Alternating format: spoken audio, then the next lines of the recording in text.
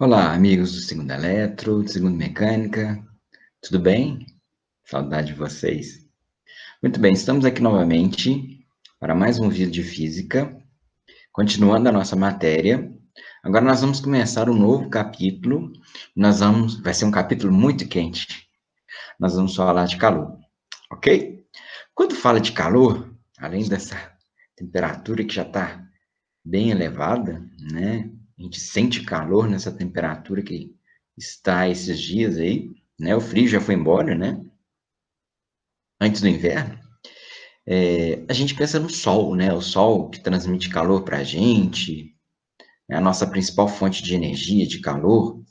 Aí alguém vai olhar essa figura aí, ué, mas esse sol aqui tá meio diferente, né? Esse sol tá azul, né? Na verdade, não é um sol, mas assim como o sol, é uma estrela, né? Na verdade, aqui é a estrela R136A1, que é a estrela mais brilhante do universo conhecido, né? Para falar de quente, a gente fala de muito quente, né? Da estrela mais quente do universo.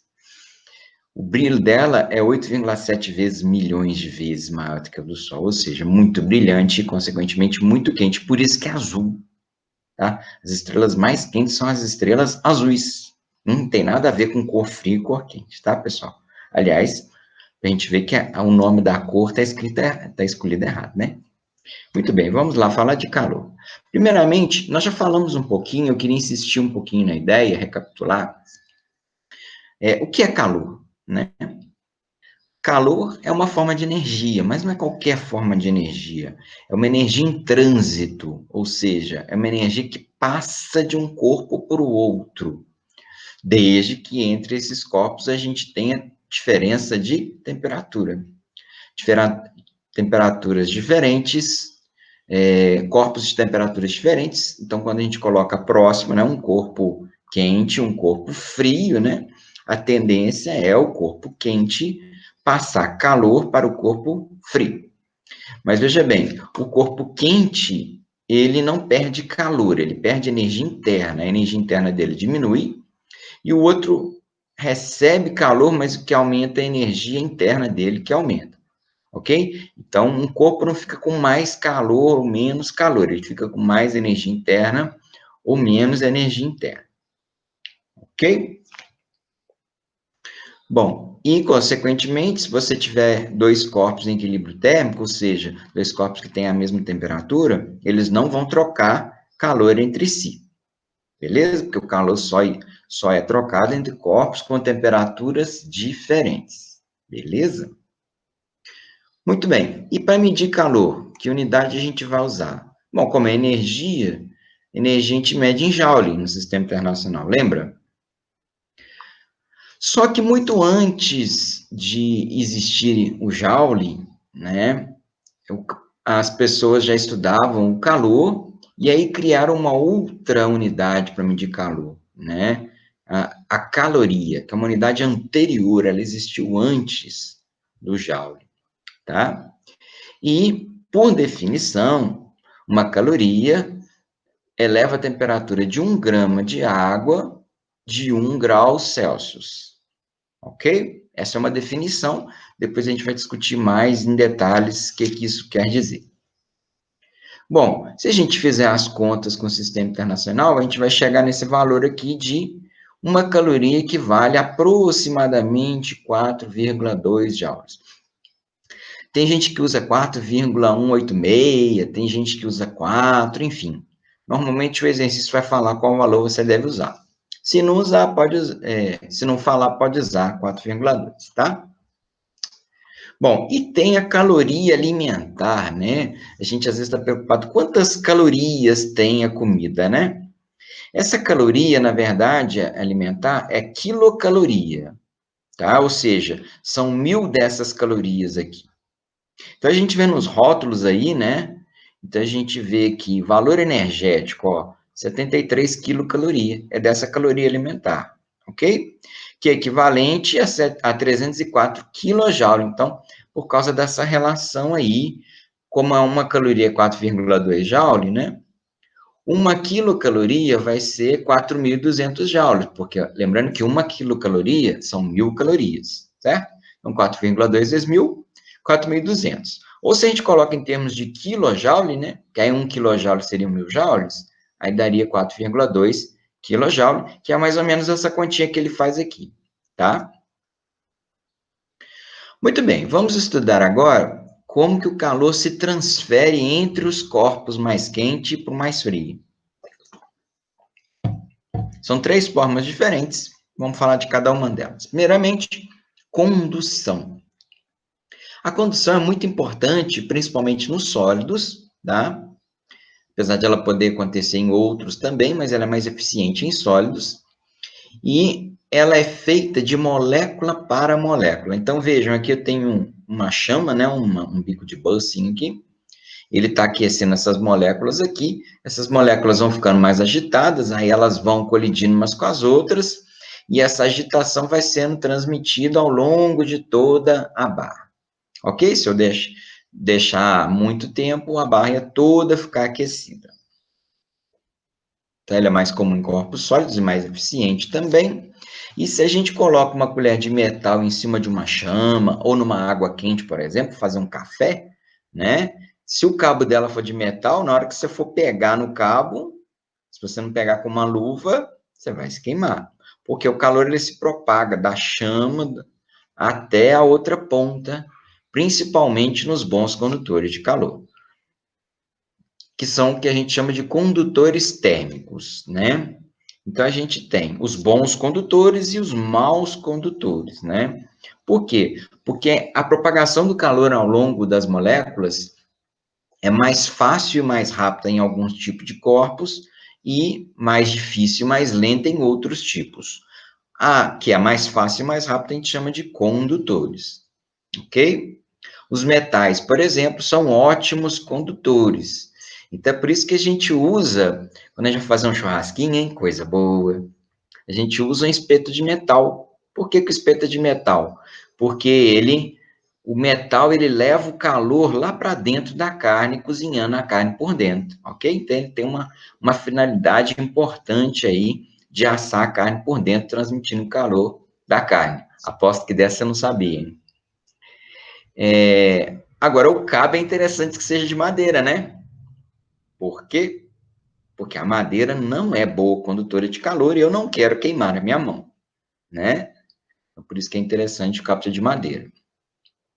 Bom, os pisos cerâmicos, né, porcelanatos, são bons condutores de calor, né? É por isso, então, quando você pisa num piso desse, né, você tem aquela sensação de frio. Por quê? Porque como ele é bom condutor de calor, o calor do seu corpo vai passar para ele. Ele vai estar trocando calor, absorvendo o calor do seu corpo, e aí você vai ter aquela sensação de frio. É igual você encostar numa cadeira metálica, né? Você sente que a cadeira está fria. Na verdade, a cadeira não está fria, mas como ela é boa condutora, o material é condutor de calor, ela retira calor do seu corpo muito rapidamente, e quando o nosso corpo perde calor, a gente sente frio. Agora, os isolantes é o contrário, né? Então, são substâncias em que o calor demora a se propagar, tem dificuldade de se propagar. E aí eu falei da madeira, né, que está lá no cabo do espeto de churrasco, a gente tem o plástico, a gente tem papel, a gente tem isopor, né, as nossas caixas térmicas, né, para um picolézinho, né, levar um sorvetinho, uma cervejinha gelada para a praia, né, é isopor, porque o isopor é isolante, ok? O ar também é um bom isolante, e a gente vai ver alguns exemplos disso aqui, tá?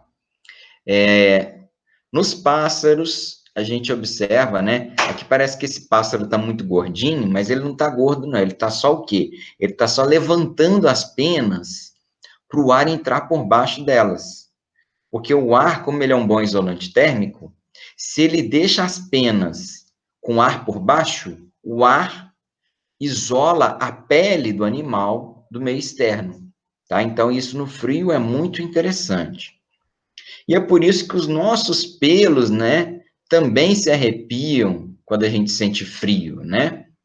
Justamente para permitir que o ar entre por baixo deles e forme uma camada de isolamento, né, natural entre o nosso corpo e o meio ambiente externo. É bom lembrar que o nosso corpo está a 36 graus Celsius, né? E o ambiente vai de 20 graus, né? Quando está muito frio, 15, 10.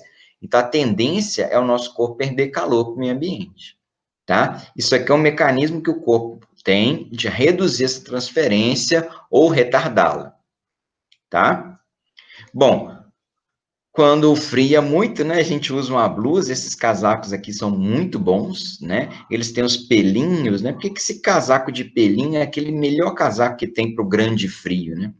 Porque os pelinhos acumulam ar por baixo deles, e o ar forma essa camada natural de proteção. Além da lã também, né, porque a lã é uma proteção também, é um isolante térmico, mas o ar também ajuda, ok? E o gelo, né? Muita gente já fala assim, nossa, gente, mas por que o esquimó faz uma casa de gelo, né? Que é o iglu. Porque o gelo é um ótimo isolante térmico, né? Então, às vezes, do lado de fora tá menos 50, não apareceu o menos aqui na figura, mas tem um menos aqui, tá, gente? E lá do lado de dentro tá mais 50, porque ele isola termicamente o lado de dentro do lado de fora, tá? Então, esses são os isolantes térmicos. O isolante térmico, condutor térmico, é tudo em relação à condução de calor, tá, gente? Bom, agora vamos falar a segunda forma de propagação de calor, que é a convecção. Convecção é aquele processo de transmissão de calor que vai acontecer principalmente nos líquidos e gases, esse não tem como acontecer nos sólidos, tá, gente? Através de camadas aquecidas que a gente vai chamar de correntes de convecção. Como assim? Vou explicar aqui. Digamos que você tem aqui uma vasilha com água, por exemplo, e você coloca uma chama embaixo, né? Fazer um cafezinho. Essa chama, ela aquece a água que está pertinho aqui no fundo. Essa água quente, ela dilata, lembra que a gente discutiu a dilatação? Ela dilata, o volume aumenta. Se o volume aumenta, a densidade cai, né? E a tendência dos corpos mais, ou menos densos é subir. Então, a água quente vai subir e a água fria que estava em cima vai descer, tá? A água fria desce, esquenta e sobe. E aí você consegue promover todo o aquecimento do líquido através dessas, então, que são chamadas correntes de convecção. A gente vai ter a água fria descendo, ou o líquido frio descendo, o ar frio descendo, o gás frio descendo, e o gás quente ou líquido quente subindo, formando, então, esse ciclo, ok? Esse ciclo vai ser muito bem ilustrado aqui nesse vídeo, que eu vou passar para vocês aqui, que mostra aqui, ó, duas garrafas de água, uma está com água fria, e aí ele colocou um corante azul, e a outra está com água quente, ele colocou um corante vermelho. Então, a gente vai perceber que a água azul, como é uma água mais fria, ela tende a descer. E a água vermelha, como é uma água mais quente, ela tende a subir, ilustrando, então, como é o processo de convecção. Não, então, a água fria, ela vai lá para baixo, vai lá para o fundo, e a água quente vai lá para cima. Então, a água quente é mais densa, ó, menos densa, então ela sobe, e a água fria mais densa, ela vai para o fundo. Ok? Muito bem, isso é aplicado em várias coisas aí no nosso dia a dia. Por exemplo, quando você vai instalar um aparelho de ar-condicionado ou um aquecedor, né? O ar-condicionado, a tendência dele é a gente instalar no alto, né? A gente sempre instala o aparelho de ar-condicionado no alto. Por quê? Porque a tendência é o ar quente subir, né? Aqui o ar quente está subindo, tá vendo? O ar quente está subindo, aí ele encontra o aparelho de ar-condicionado, se resfria e depois desce. Então, você tem o ar frio descendo e o ar quente subindo. Agora, se você for ligar um aquecedor na sua casa, você é muito friento, né? Então, você vai morar lá na Europa, faz frio demais, nos Estados Unidos. O aquecedor, ele é colocado no chão, normalmente, ou muito perto do chão. Por quê? Porque é para onde vai o ar frio. O ar frio não tende a descer, então o ar frio desce, se esquenta aqui no aquecedor e o ar quente sobe. Aí o ar frio desce, o ar quente sobe e você tem, então, esse ciclo que vai produzir todo o aquecimento do ambiente, tá? São as correntes de convecção. É pensando nisso, né, que as geladeiras, principalmente os modelos mais antigos, tinham no mesmo compartimento o congelador e a geladeira, né? E o congelador sempre ficava em cima, né? Por quê? Porque a tendência do ar quente é subir, aí ele encontrava o congelador aqui no alto, se esfriava e descia, e aí você tinha as correntes de convecção. E aí, por isso também, a gente tinha as prateleiras vazadas, né? As prateleiras não eram todas preenchidas, tampadas, elas eram apenas metais para deixar o ar circular ali no meio. Hoje a tecnologia já evoluiu, não depende tanto desse tipo de corrente de convecção para funcionar, e, inclusive hoje a gente tem geladeira com refrigerador, com congelador embaixo. Mas aí o mecanismo é completamente diferente, né? Provavelmente ela vai até consumir mais energia, enfim, não vem ao caso. São as geladeiras mais antigas aí, na casa da vovó, né? Se ainda tiver lá, a gente vai ver esse tipo de geladeira funcionando dessa forma. Ok? Outra coisa interessante para a gente perceber, principalmente quando a gente for na praia, ei, saudade, hein? Quando que a gente vai poder voltar na praia? Com segurança, né? Porque tem uns doidos que já tá lá, né? Mas, enfim. Durante o dia, a gente vai perceber que o vento no mar, ele sopra do mar para a terra. E à noite é o contrário. Por quê? Porque durante o dia, a terra, a areia, ela está mais quente do que o mar. Porque coincidência direta do sol, né? A areia, ela esquenta mais do que a água. Por quê? Ainda nesta edição mostrarei para vocês, tá? Aguardem.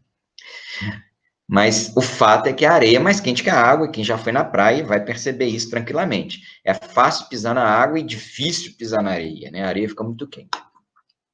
Então, o ar que está em cima da areia, ele fica mais quente do que o ar que fica em cima da água.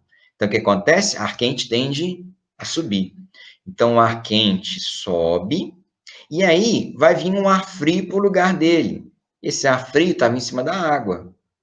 Então, durante o dia, a gente tem o vento soprando da água para o mar, ó, da água para a terra, ok?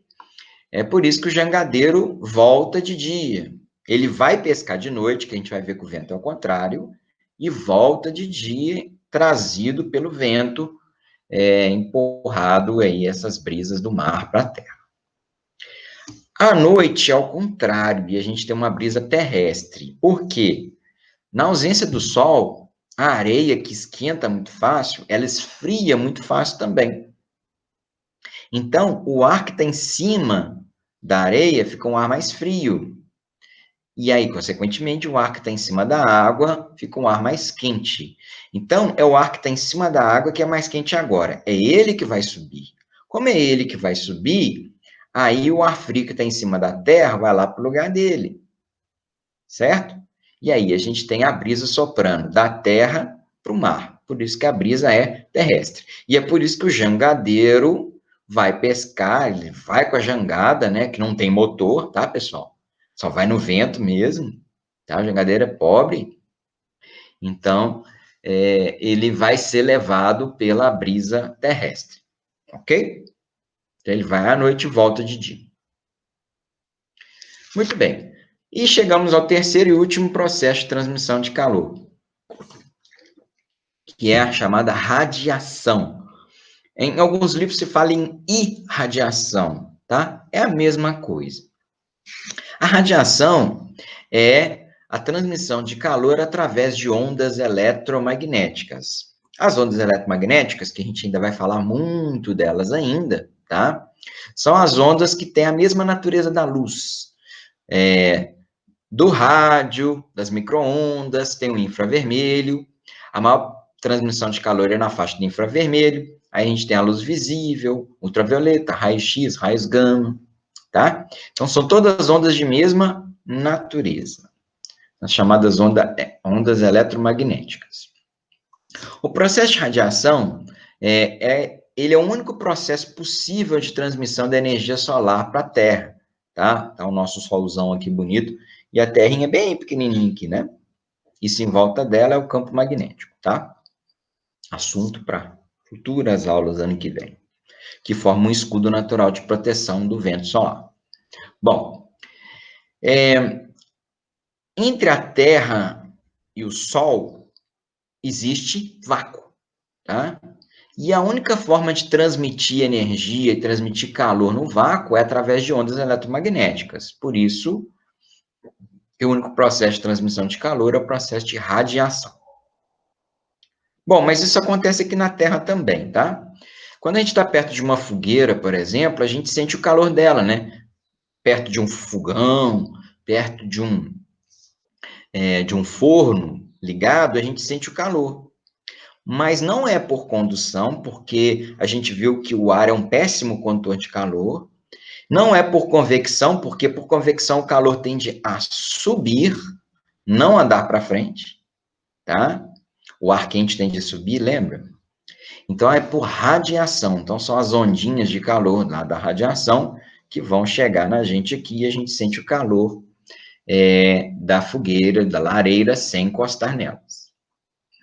Na verdade, todos os corpos, né, emitem radiação eletromagnética, emitem infravermelho, principalmente por causa da sua temperatura mais elevada, né? Então, aqui a gente vê uma criança, por exemplo, né, a estrutura de cores até mostra onde que está mais quente, né, que é onde está mais amarelo, é onde está mais quente, né, e onde é mais azul é onde está mais frio. Que são as partes expostas, são as partes mais quentes, né? Que emitem mais radiação, que a radiação não está sendo bloqueada pela roupa. Então, essa radiação, então, depende da temperatura, ok? É por isso que a gente consegue enxergar no escuro, né? Tem aqueles óculos de visão noturna, né? Óculos de visão noturna são óculos que conseguem detectar infravermelho, que é essa radiação emitida por corpos aquecidos. Ok? Isso também é muito importante na astronomia, porque a gente consegue relacionar a temperatura de uma estrela com a luz que chega dela em maior intensidade, tá? Então, por exemplo, né, a gente tem as estrelas mais quentes, que eu falei no início do vídeo, né, que são as estrelas que são azuis, principalmente as gigantes e as supergigantes azuis, que são as maiores, que tem a maior temperatura, cerca de 60 mil Kelvin. Isso é na superfície da estrela, tá, gente? No núcleo é bem maior. E a gente tem o nosso Solzinho aqui, que a temperatura dele é quase 6 mil Kelvin, tá? Que é uma temperatura considerada mediana para pequena em relação às outras estrelas. Lá no núcleo do Sol, a coisa é outra. Tem 15 milhões de graus lá, tá? Mas nós estamos falando da superfície, tá? É mais justo a gente falar de superfície, né? Porque outras estrelas a gente só consegue observar a temperatura superficial. Porque a luz que vem da estrela vem da superfície dela, não do núcleo. Então, por isso que é mais fácil analisar a superficial. E aí a gente tem estrelas mais frias aí, as vermelhas, né? Como um 3.850 Kelvin e tal. A tendência do Sol é virar uma gigante vermelha e aí a temperatura caiu um pouco. Ainda assim, muito quente, né, gente? Ok? Então, o espectro de cor é interessante para a gente saber até a temperatura das estrelas. Numa foto como essa, a gente consegue distinguir aonde que estão as estrelas mais quentes, que são os pontinhos azuis, e as estrelas mais frias, que possuem, então, um tom mais amarelado ou alaranjado. Ok? Legal, né? Bom, o ser humano é muito inteligente, né? Inventou a garrafa térmica, né, por uma necessidade. A garrafa térmica, ela simplesmente é construída para bloquear as 3 formas de condução de calor, tá? Ela tem 2 tampas, né? A gente acaba, às vezes, usando uma só, mas ela tem essa tampa, que normalmente é de plástico, que é um isolante térmico, né? E tem um recipiente de plástico do lado de fora também.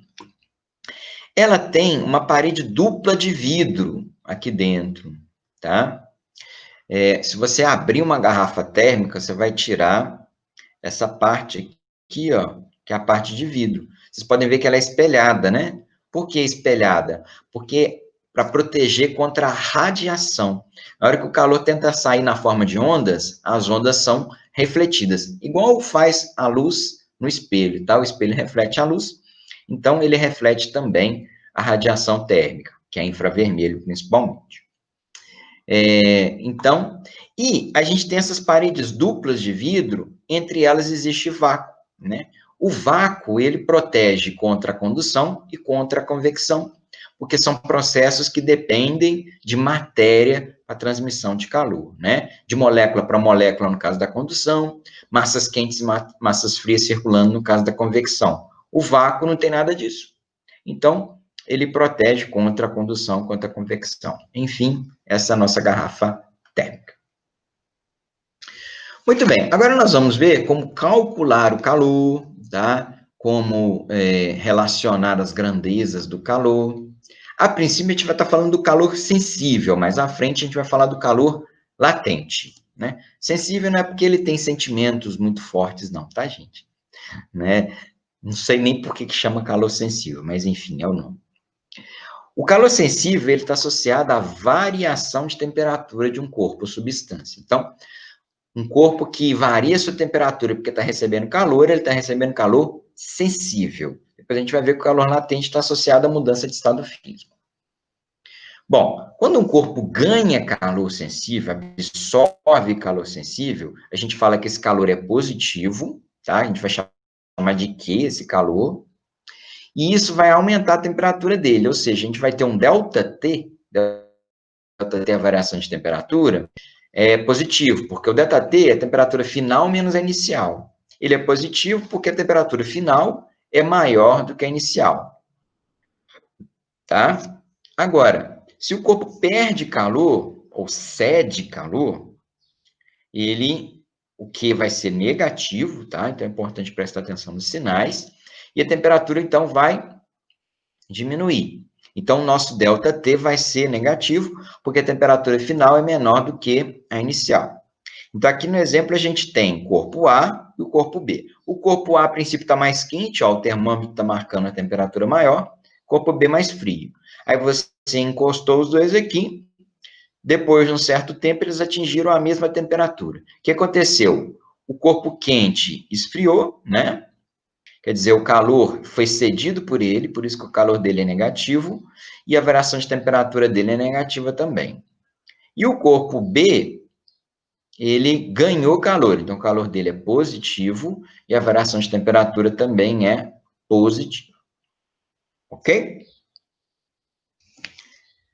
Agora vamos falar de algumas grandezas relacionadas. Primeiro, capacidade térmica.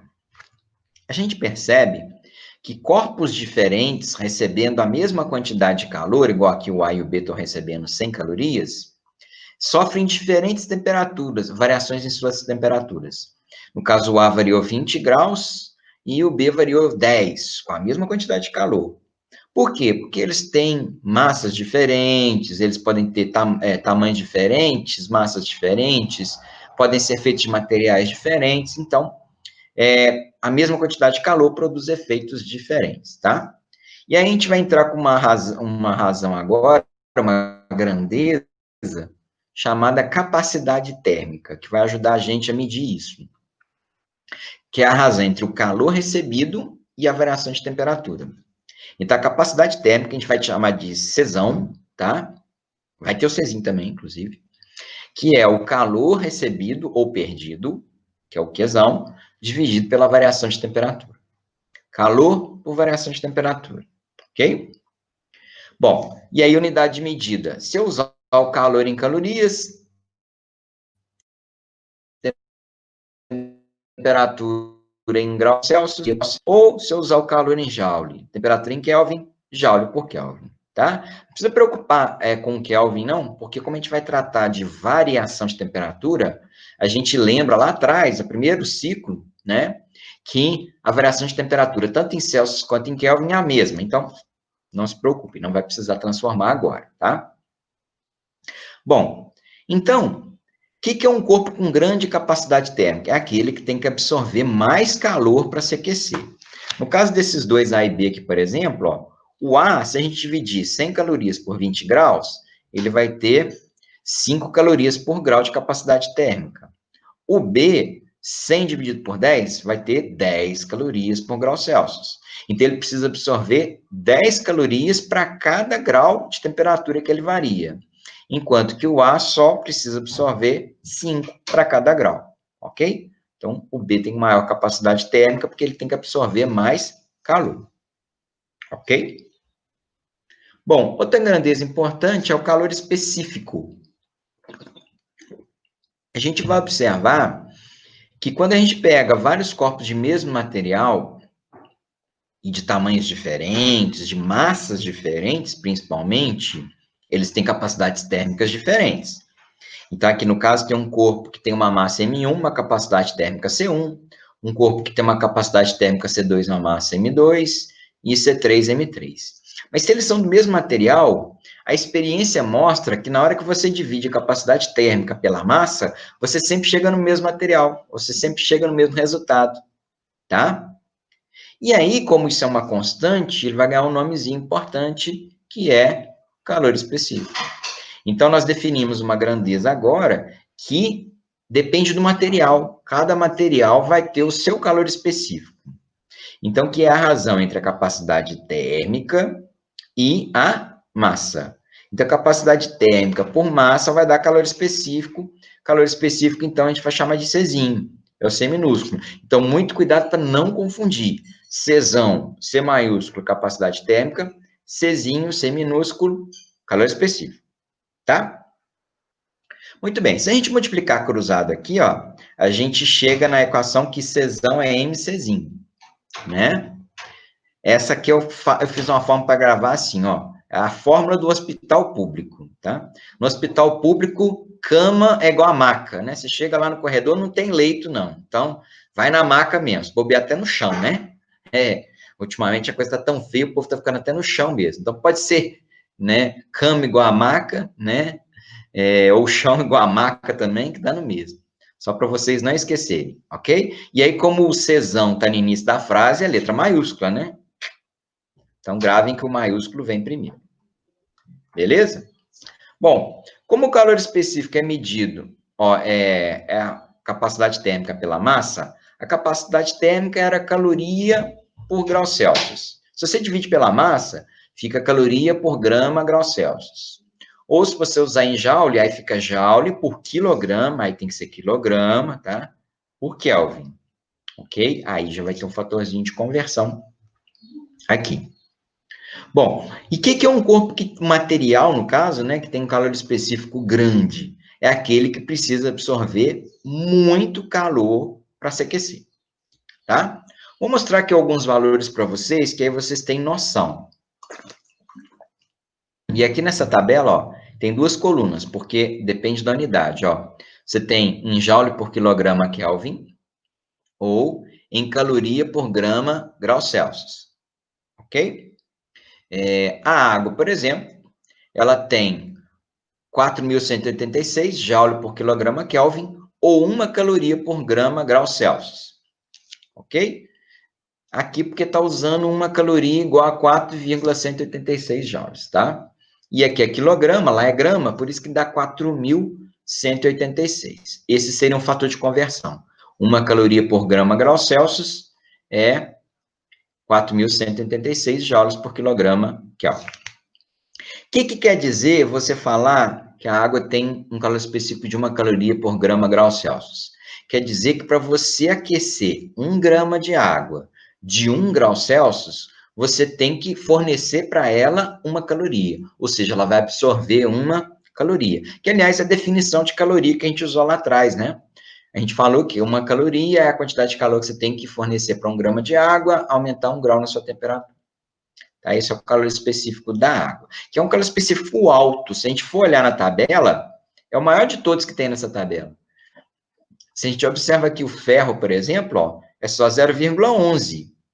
Então, para você aquecer 1 grama de ferro de 1 grau, você só vai gastar 0,11 calorias, né? 11% do que você gasta para água, ok? É por isso que uma panela de ferro ou de alumínio também está aqui, ó, 0,21, se aquece muito mais do que a água que está dentro dele, ok? Porque o calor específico é mais baixo.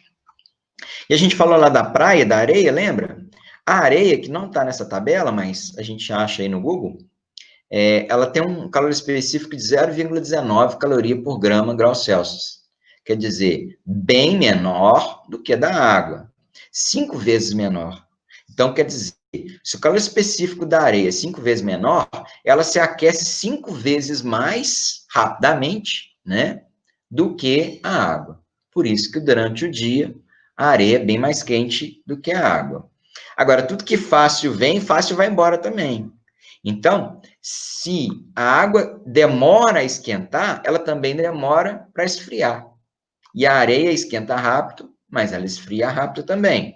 Então, é por isso que a água que parece fria de dia, à noite ela parece quente, tá? E a areia, ao contrário, parece quente de dia, tá quente de dia, e à noite ela vai parecer mais fria, né? O calor específico da água, ele é muito importante para a manutenção da temperatura local. Lugar que tem muita água, igual cidades litorâneas, a temperatura varia muito pouco.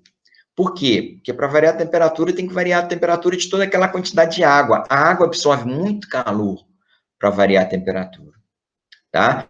Então, se você for numa cidade aí na praia, no Rio de Janeiro, por exemplo, você vai ver que é quente o dia inteiro, tá? E a variação de temperatura entre o dia e a noite é muito menor do que aqui em Lafayette, por exemplo. Né? Aqui em Lafayette faz 30 graus de dia, 10 à noite, né? No Rio de Janeiro você não vai ver isso, ok? Cidades litorâneas, normalmente, você não vai ver isso.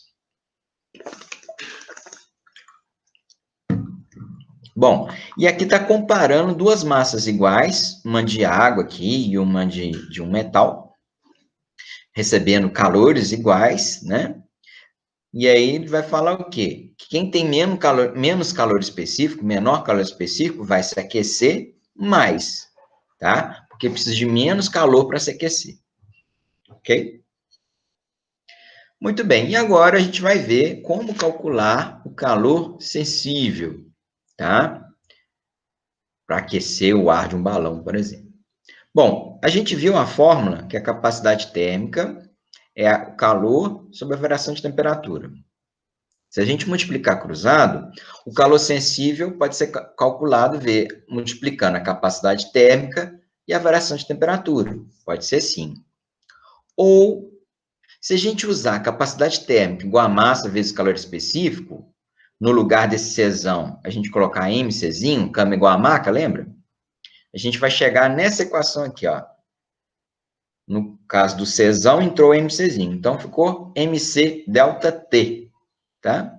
Essa aqui tem uma frasezinha boa também, que inclusive o Pachecão fala na música lá, não deixa de curtir a música depois, hein?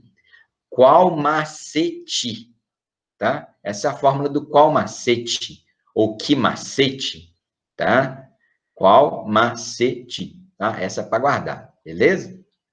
Então, essa é para calcular o calor sensível, a quantidade de calor que um corpo tem que absorver ou perder para sua temperatura variar. Ele é, então, a massa vezes o calor específico vezes a variação de temperatura. Qual macete? Ok? E, inclusive, a gente pode usar esse triangulinho aqui para calcular o que a gente quiser, né? Se a gente quiser calcular aqui o calor, né? A gente tampa o calorzinho aqui, vai ser MC delta T. Ok? Se a gente quiser calcular a massa, é Q dividido por C delta T. Se a gente quiser calcular o calor específico, Q sobre M delta T. Se quiser calcular a variação de temperatura, Q sobre MC. Tá? Pode ajudar vocês aí. Muito bem. E o calor, normalmente, é dois corpos que trocam calor, no mínimo dois corpos, certo? No mínimo. Dificilmente um corpo troca calor. Não tem jeito de um corpo trocar calor. Porque para trocar, você tem que ter o outro para trocar, né? Troca-troca não se faz sozinho, né, pessoal? Me ajuda aí, né? Pelo menos de calor, não, tá? Bom, então, se você tem dois corpos trocando calor, um vai dar e o outro vai receber calor. Quer dizer, um vai ceder calor e o outro vai receber calor. No caso aqui, por exemplo, o A está dando, está cedendo calor, e o B está recebendo calor. Isso aqui, se ele estiver dentro do recipiente, fechadinho, dentro de uma caixa de isopor, isolado, ele só troca calor do ar, com B, não troca com meio externo. E, a princípio, o recipiente também não está recebendo calor. Então, se só tem dois corpos trocando calor, o que vai acontecer? A quantidade de calor que um perde é menos a quantidade de calor que o outro ganha. Quer dizer, o valor é o mesmo, mas o sinal é negativo. Por quê? Porque quem ganha é o calor positivo, mas quem perde é o calor negativo. Ok? Então, por isso que está esse negativo aqui. Bom, então Q1 é menos Q2, ou se você passa o Q2 lá para o outro lado, fica Q1 mais Q2 igual a 0. Ok? Então, a soma das trocas de calor tem que dar igual a 0. E isso vale também para mais de dois corpos, tá? Se a gente tiver N corpos, a gente vai somando Q1 mais Q2 mais Q3 mais Q4 mais Q5 até chegar no Qn. E a soma de todas as trocas de calor tem que dar 0. Isso aqui é muito útil para a gente resolver problemas, como eu já vou mostrar para vocês. Ok? Bom, e esse aqui é um aparelhinho muito utilizado em laboratório para a gente estudar as trocas de calor, tá? Ele se chama calorímetro. Ele tem essa aparência aqui, tá? E aqui nessa figura está mostrando as várias partes dele aqui. Ele pode ser aquecido com eletricidade, tá?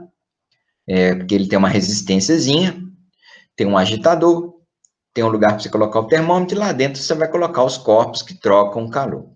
Um calorímetro ideal é aquele que não absorve calor dos corpos que estão lá dentro. Mas, dificilmente, um calorímetro é ideal. Então, normalmente, ele vai ter uma capacidade térmica, às vezes algum problema pede até para a gente calcular a capacidade térmica dele, tá? E é isso que a gente vai ver agora. Bom, vou fazer um exercício para vocês, porque tem alguns que são meio complicadinhos, então vou fazer um exemplo de um mais complexo, para vocês entenderem e saberem fazer na hora de ir lá para as atividades de fixação. Bom, então aqui a gente tem uma barra de cobre com 200 gramas, uma temperatura de 100 graus Celsius, é mergulhado dentro de um recipiente com água, 200 gramas de água, com a temperatura inicial de 20 graus. Sabendo que a temperatura de equilíbrio térmico é 25, quer dizer, eles vão trocar calor até ficar os dois a 25 graus, determina a capacidade térmica do calorímetro, que contém a água em calorias por grau Celsius. Então, vamos lá. Então, na verdade, tem três corpos trocando calor aqui. A barra de cobre, a água e o calorímetro. Eu vou ter que fazer o cálculo do qual macete para cada um deles, tá? Então, vamos lá para o cobre. No caso da barra de cobre, por exemplo, então a gente tem aqui a massa de 200 gramas. Vai lá na tabelinha de calor específico, você vai encontrar esse valor aqui, 0,092. A temperatura inicial dele é 100 graus e a temperatura final, 25, que é a temperatura de equilíbrio. Então, a gente vai jogar a fórmula lá do qual macete. A massa, 200, calor específico, 0,092. E o ΔT, a variação de temperatura, é a final menos a inicial. Sempre a final menos a inicial. A final é do equilíbrio, 25 menos 100. Fazemos as contas aí, deu menos 1.380. Ok? Bom, para a água a gente também tem 200 gramas, só que o calor específico da água é 1. Temperatura inicial é 20 e a final 25. Joga na fórmula, 200 vezes 1, vezes 25 menos 20, isso vai dar 1.000 calorias. E, finalmente, para o nosso calorímetro. Para o nosso calorímetro, nós vamos ter que usar capacidade térmica. Ele pediu capacidade térmica, né? Então, a capacidade térmica é massa vezes calor específico, né? Cama igual a maca, lembra? Temperatura inicial 20 e temperatura final 25. Jogando na fórmula, no lugar do MCzinho, vai entrar o Czão, que é a capacidade térmica. E a variação de temperatura, 25 menos 20, vai dar 5 vezes C. Esse C é o C da capacidade térmica. Beleza? Bom, pelo princípio das trocas de calor, a soma dos calores trocados tem que dar 0. E aí, vamos substituir tudo que a gente encontrou. Menos 1.380 do que 1, mais 1.000 do que 2, mais 5C do que 3. Fazendo as contas, 5C igual a 380, E o C, então, igual a 76 calorias por grau Celsius. Essa é a capacidade térmica do nosso calorímetro. Beleza? Entendeu? Se não entendeu, volta o vídeo para ver de novo, tá? Consulta os slides lá, faz uma revisão neles, os slides vão ficar lá no Moodle também. Joinha? Qualquer dúvida também, vocês têm meu contato, meu acesso, pergunta para mim, posta pergunta no fórum, né? E fazer então as atividades de fixação para ver se vocês estão sabendo, beleza. E o resto das dúvidas todas a gente tira lá no nosso encontro 5. Beleza? Grande abraço para vocês e até a próxima.